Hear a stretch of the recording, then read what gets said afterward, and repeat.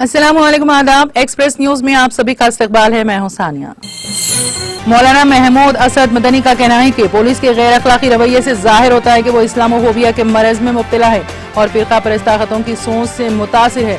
सदर जमीयत उलमा हिंद मौलाना महमूद असद मदनी ने कहा है कि इस तरह के अमल से आलमी सतह पर मुल्क की शिनाख्त काफी खराब होगी। मौलाना ने इस सिलसिले में वजीर दाखिला, हुकूमत हिंद और दिल्ली के LG को खत लिखकर कसूरवार पुलिस अहदेदार को हर तरह की जिम्मेदारी से सुबुकदोश करने का मुतालबा किया।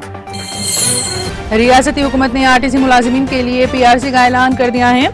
रियासती वजीर पूनम प्रभाकर ने ये बात बताई। उन्होंने कहा कि RTC मुलाजिमीन को 21% फिटमेंट अदा किया जाएगा।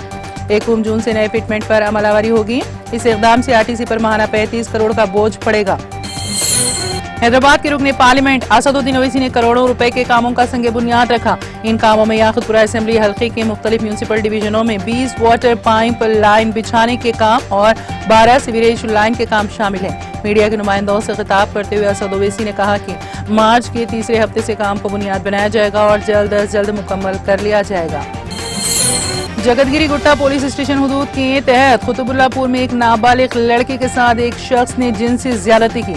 उस शख्स ने मुबैना तौर पर लड़की से दोस्ती की थी और बाद में उसे बाकायदगी से मिलने की धमकियां देने लगा। कुछ मौके पर उसने मुतासिरा के साथ जिनसी ज्यादती की थी। 13 साल लड़की ने जिनसी ज्यादती के बारे में अपनी मां को बताया, जिसने पुलिस से रुजू किया और इस शख्स को खिलाफ मुकदमा दर्ज कर लिया गया है और इसे हिरासत में ले लिया गया। साबिक वज़ीर T हरीश राव ने गलत मालूमात की गर्दिश पर मायूसी का इजहार करते हुए कहा है कि वो सरकारी मुलाजिमीन को तनख्वाहों की अदायगी के खिलाफ हैं। उन्होंने ऐसी खबरों की शदीद मजम्मत करते हुए उन्हें सियासी तौर पर उनकी शबीहा को खराब करने की कोशिश करार दिया। एक्स पर एक पोस्ट में हरीश राव ने सरकारी कॉन्ट्रैक्ट और आउटसोर्सिंग मुलाजिमीन को तनख्वाहों की बरवक्त अदायगी के लिए अपनी मुस्तकिल वकालत पर जोर दिया। सिकंदराबाद का सकाफती हॉट स्पॉट हमारी मुकद्दस जगह स्मार्ट में सरगर्मी से तैयार हो रही हैं, जो हर उम्र और दिलचस्पी के शायकीन के लिए मुख्तलिफ वर्कशॉप और तकरीबात की पेशकश कर रही है। आर्ट वर्कशॉप से लेकर डांस क्लासेस तक हर एक के लिए सीखने के लिए कुछ न कुछ मौके दस्तयाब हैं। आने वाले प्रोग्रामों में 10 मार्च को चिरियाल मास्क मेकिंग वर्कशॉप मुनक्कद किया जाएगा, जो दोपहर 12 बजे से दोपहर 2 बजे तक जारी रहेगा। जगतियाल जिले के रायकल मंडल के तैतलुआई में सुरेश नामी नौजवान का बेदर्दी से कत्ल कर दिया गया। नामालूम अफराद ने कुड़ाली से सर का पिछला हिस्सा काट कर नाश को कुएं में फेंक दिया। सुरेश घर से रवाना हुआ था और शाम तक वापस नहीं आया था। रायकल पुलिस ने मौके पर पहुंचकर तफ्तीश शुरू कर दी, लेकिन कत्ल किसने किया, इस वजूहात की तहकीकात की जा रही है।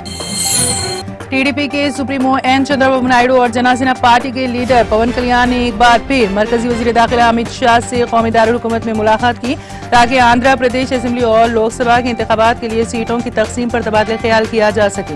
N चंद्रबाबू नायडू और पवन कल्याण, जो कौमी राजधानी से तीसरे दिन से डेरे डाले हुए हैं, ने अमित शाह से उनकी रिहायशगाह पर बातचीत की। 7 मार्च के बाद ये उनकी दूसरी मुलाकात थी।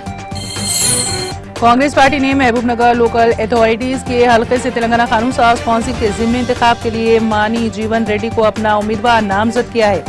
AICC के जनरल सेक्रेटरी KC वेणुगोपाल ने कहा है कि कांग्रेस सदर मल्लिकार्जुन खड़गे ने मानी जीवन रेड्डी के नाम को मंजूरी दे दी है। TTD के साबिक रुकन वो महबूबनगर से BRS MP मानी श्रीनिवास रेड्डी के भतीजे हैं।